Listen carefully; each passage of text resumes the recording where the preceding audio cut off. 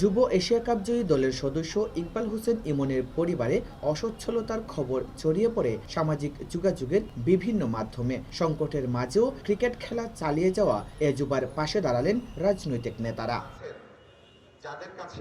ইমনের বাবার হাতে দুটি অটোরিকশা তুলে দেন বিএনপির জ্যেষ্ঠ যুগ্ম মহাসচিব রুহুল কবির রিজভী। দলটির নেতাদের গড়ে তোলা একটি সংগঠনের ব্যানারে সহায়তা দেয়া হয় ইমনের পরিবারকে।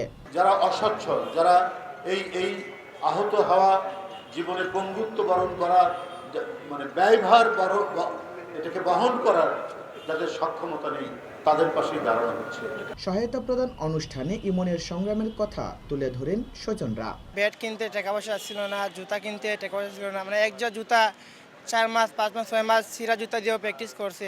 আমি যে কাজ করি, এই কাজের যে পয়সাগুলো পাই তাতে ফ্যামিলি চালাইতাম পারতাম না। আমার বাচ্চারে কিভাবে তার শখের জিনিস আমি কিনে দিব।